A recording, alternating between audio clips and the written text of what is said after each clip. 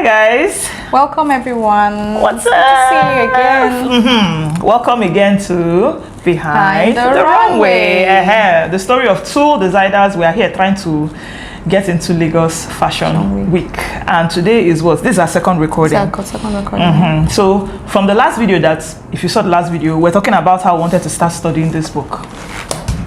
It's interesting how we both have this book, innit? Do you remember how you got yours? Yes, I was in London for a short trip that year. I think that was 2012. Okay. And then I found out that they were doing the course, and then I registered. So I was in class. Wow. For this course. And this was part of what we got after the So you met Toby Meadows? Yeah, I did. Wow. Sorry, the title of the book is How to Set Up and Run a Fashion Label by Toby Meadows. Are you serious? Yeah. I remember seeing how she came back. Then a few weeks after I saw this book, and I kept wanting it so much. Then I had talked about it, how much I wanted it and all that. And then my husband surprised me by getting me a copy. one. Yeah. So randomly out of nowhere, one day he just came and said, "Oh yeah." And that's how we both had the book. This book is I think it's one of the most helpful. Is that the right English? It's the most helpful book that really made me to start understanding what running a fashion label was about. I dare to say that after I read this book, I knew that it was a bad idea for me to be doing fashion shows, because the guy wrote down the systems that were available for, what fashion shows were meant for, and how they exist. But the thing is, have you read it again since that first time?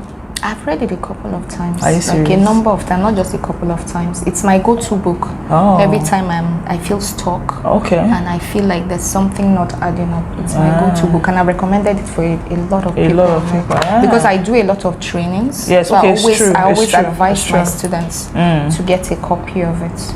Once I've had the conversation with them to know where they want to play in fashion, I always ask them to get a copy of the book to read, because it gives you like a clear guide into what you want to do as a fashion designer. And you know, the Nigerian fashion industry is completely different from what is obtainable out there. Yes. Okay, like abroad they talk about seasons and all. We don't have seasons like that in Nigeria. There's just 2 seasons, and we don't follow. There's rainy and no rainy. It doesn't affect our clothing. It doesn't affect our fashion. And then you know, the major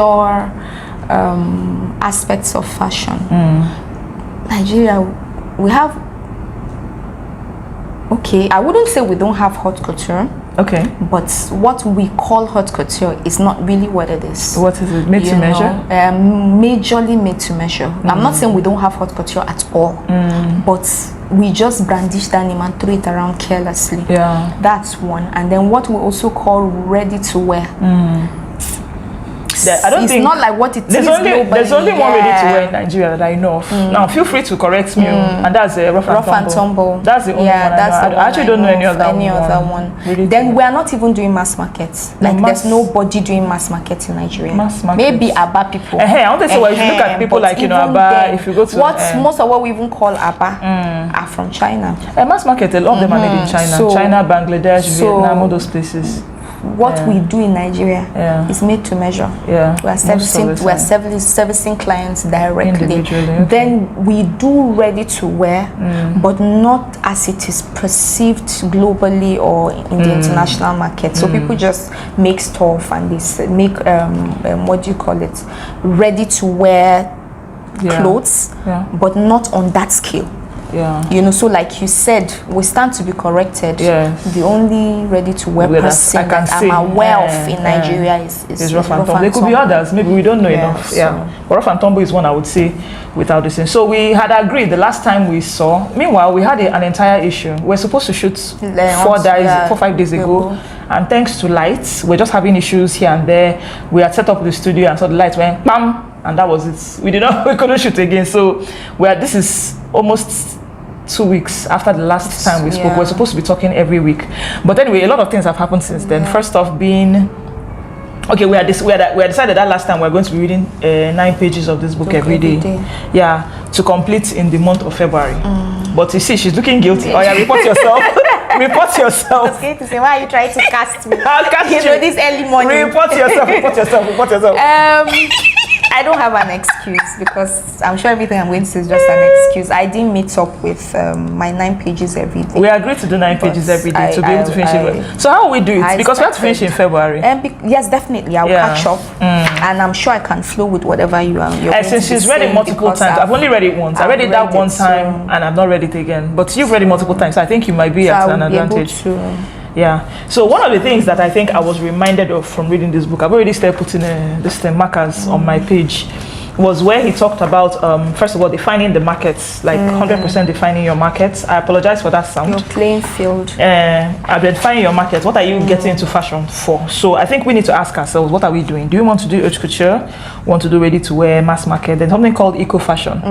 You know, interesting. When I think of eco fashion, a lot of times I used to think of fashion that was created by natural from natural materials. But that's this explanation here actually isn't just that. It's not just materials. Yeah, it's a lot of this thing. So it's also about what's it called, the way it is produced, the method that the fashion is used to is created. Yes, it's created. That matters a lot.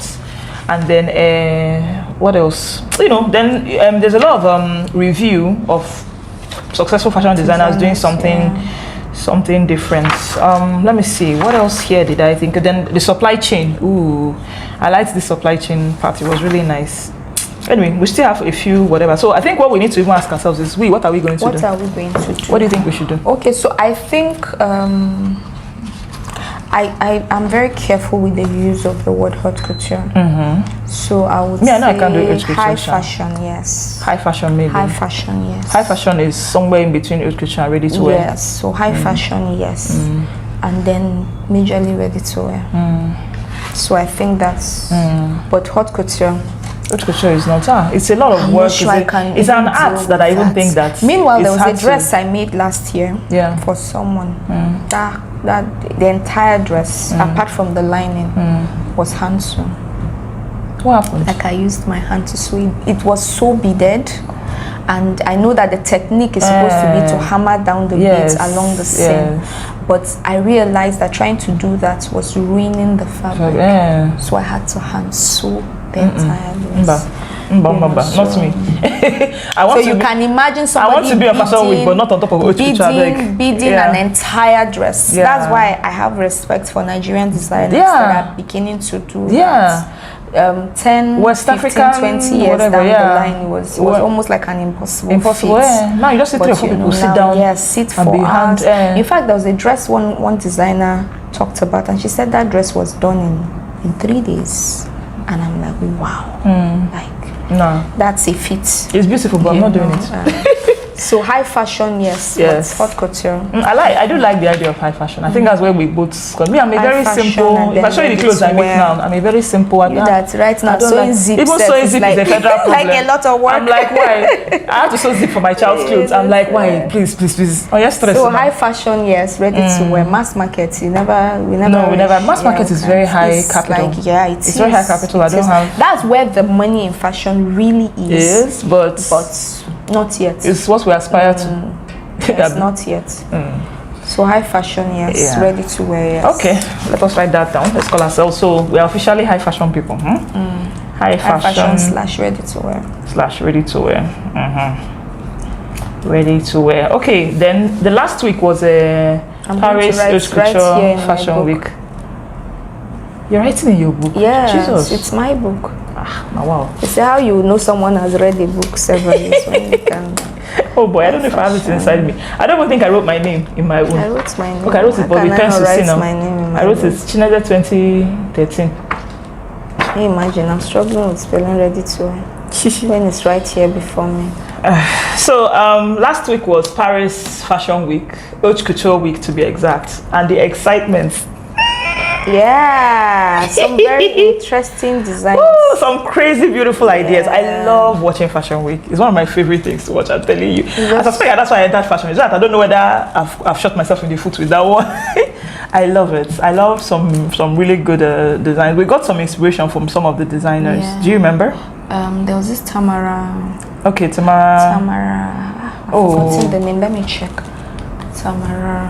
What's now? I've forgotten Tamara somebody. And then I remember I saw that. I've forgotten her the name. Sabs guy, Elisab. Oh, I loved it. Elisab, that denim thing. Were, oh my goodness. Like, imagine somebody doing denim evening gown. Some serious high fashion hot couture thing with denim. It was so beautiful. I turned off my phone. Oh, okay, never mind. Tamara. Don't worry. Your name will show up here. No, I loved Elisab's. I loved Imperial Armani. Yeah, true. Yeah, I loved Imperial. Imperial Armani made me so happy. It made me so happy. Of course, a lot of heavy beading, but that's it. Haute couture is like it's a lot of handwork. So like this kind of thing, he'll tell you that one jacket took 3 days, 500 hours. Yeah, whatever style is. Tell you the number of beads that they used. You self, your heart could just jump. But I loved Armani. As in, I liked all of them. No offense, but as in like Armani, Elisab, and what's this person's name? They all made me so happy. Scaparelli. If you want to, Scaparelli made me very happy. If you want to get really inspired as a fashion designer or a fashion enthusiast, you should look at fashion shoes. They just open your eyes to and your mind to the possibility out there. I remember I was talking to you about I like fashion that is relatable. I like fashion that you can understand what it is. But there's also the art of fashion. Yes. Where I think the relatable fashion comes out from the art. Actually, that's the beauty of watching. There's also the art of fashion where you are thinking completely outside the box. In fact, I dare to say that you're the only one who knows what you were thinking when you came to these designs. And then I also realized that the purpose of fashion show is not just to get clients as we see it and as it is done here.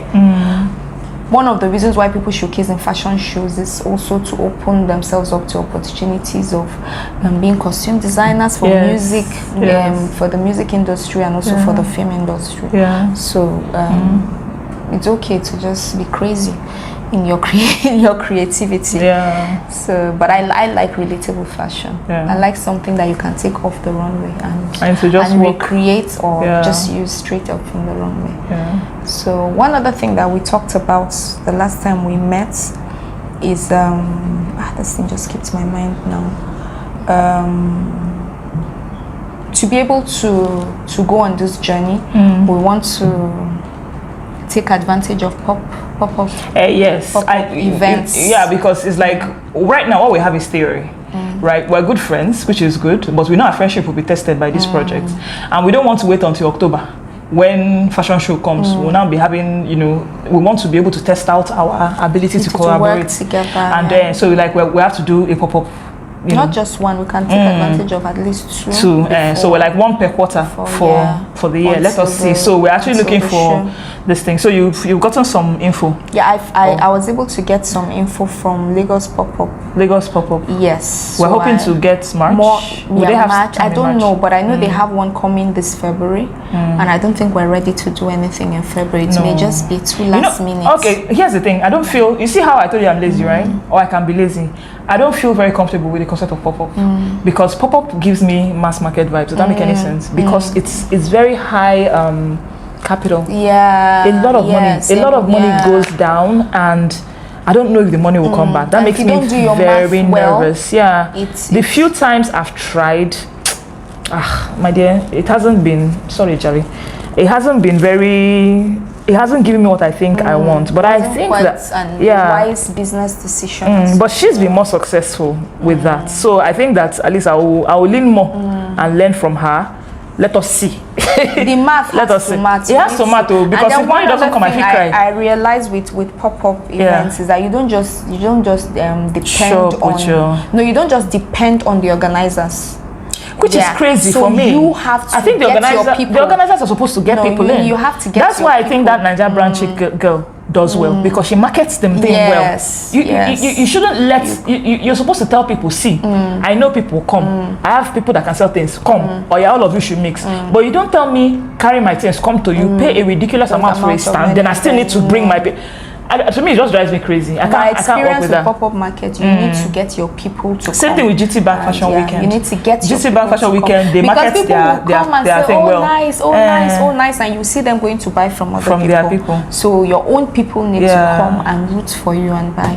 Okay. But someone like me, that most of my people are not even in the country. Let's even hope that, because that's the issue of mine. Most of my loads, they go outside. These pop-up events that we're trying to do, let's hope that we're able to get the organizers to see that things need to be done differently. That when people pay money, it's not just for the stand, but you should be able to get people to come I've walked into pop-ups that were so dry. They were filled with sellers and no buyers. And that's why I like when people create their own pop-up events, where maybe when they're trying to open a new store, they do a pop-up and get people to come by, or when they're trying to do sales to just clear their store, they do their own pop-up, so they know that whoever is coming to buy, to support me and root for me. But pop-up events that I have done and gone for, half of the time people just bring out, and then maybe it's a marketing scheme as well, because I know the ones I've done, people will take your numbers and reach out to you. Yes, that's a great way. I think one of the things I like about pop-up though is that it's a good way to understand the temperature, the way people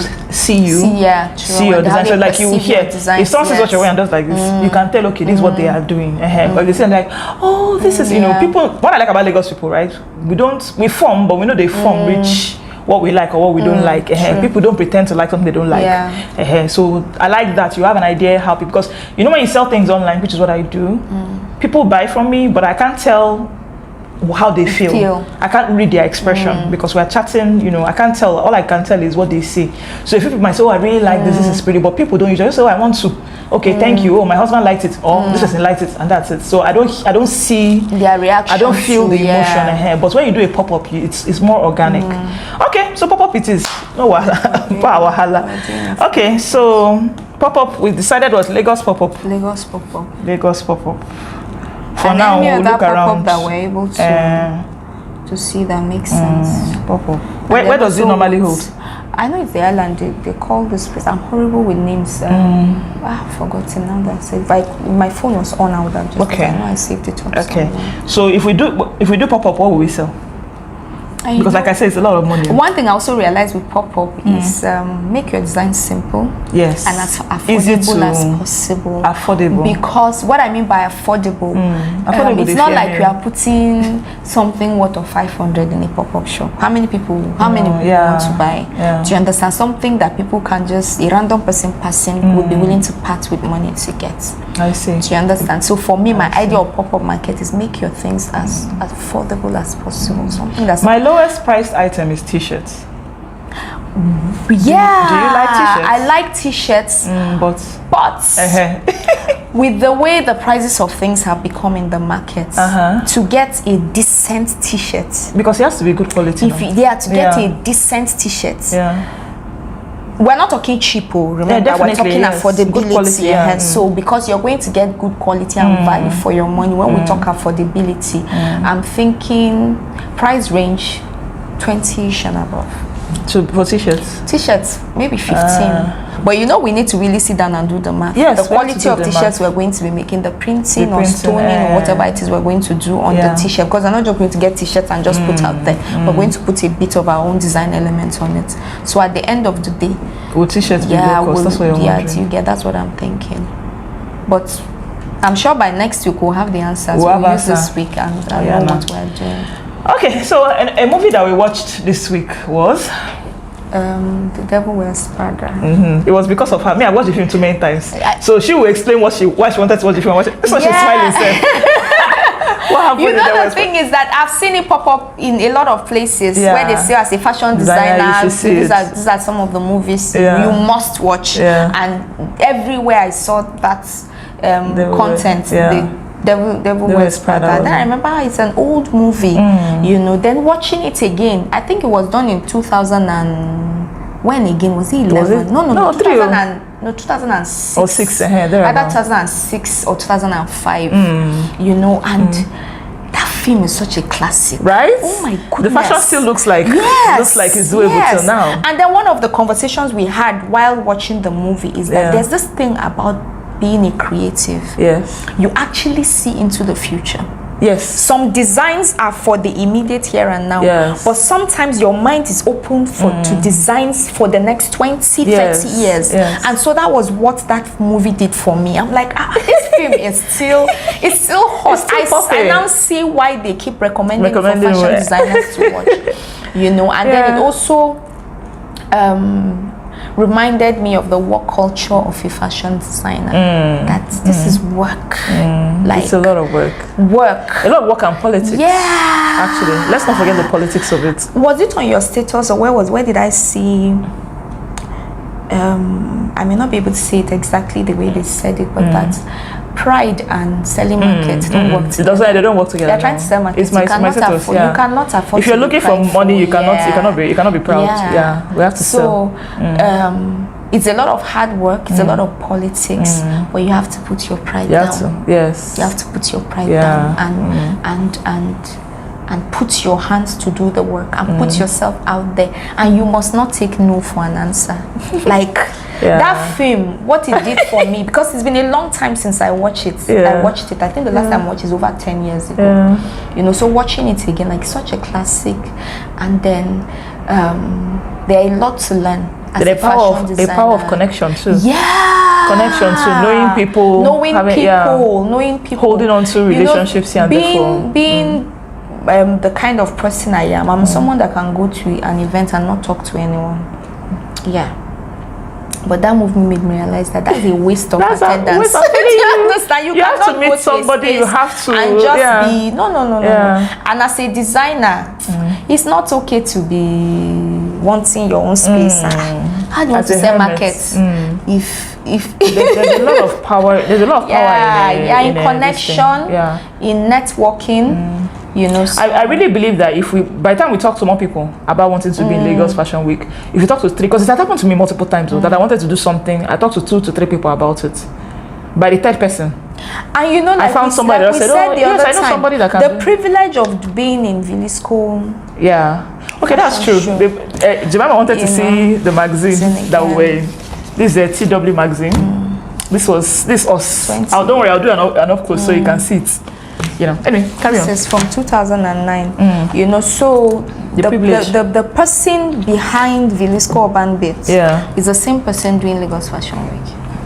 Okay, that's so true. we can leverage on. We can leverage on that. Let's see now. That. Let's hope. Let's hope that's true. Because literally, I was spoken to that. Definitely, everything is in fashion. Lagos Fashion Week is based on merit, I believe. Yes. But like we're talking about connections. We need to, but we need to prove that we can actually bring. We need to bring the A game on. The A game. So I think that's also what the pop-up will do for us. So it's like the pop-up we need to cover. When you're going to share with you guys, don't worry. You will see. We'll put videos. We need to cover. We need to show people what we can do together, so that when we get to Lagos Fashion Week, there's an idea of what we have. We need to clarify what we're about. If people ask us now, so why should we work with both of you? What should we tell them? Why should we work with both of you? What is it about? What makes your design different from every other person? I think it's authenticity. Authenticity. Yeah. Okay, look at what you're wearing. This is so chinas. It is. Do you understand? It's not like people are not printing on fabric and doing stuff like this. But anywhere I see this, I can bet that this is Anwuli Lagos. Do you understand? So I think to a large extent, authenticity. There's actually really nothing new under the sun. But there's something about being comfortable in your own personal design. I believe there's something like that. You know, so, and as a creative, over the years, I've had this thing about second guessing my original designs when you're thinking of acceptability and all that. Like it? But you know the thing with designs being unfaithful, being unfaithful. If you sit with an idea for a bit without doing anything, give it another max 3 months. I'm telling you, you sit outside, you're like, and then you are now the copy. You know, so I believe that our authenticity, our personal design, the thing that means we have to be able to show. Because if we say just authenticity and they don't see it, we need to be able to show what that is. What that means. As much as authenticity. As much as we know that there's nothing new under the sun. Authenticity. What do we call our names? Actually, we still haven't come up with name yet. City. Authentic. Authentic designer. Yeah. Okay, I think, is that all we have? Okay, so our test drive is pop-up. Is there anything else? I don't think so. Are we done? Okay. So I think one of the things about this book is it gives us assignments and quick tests.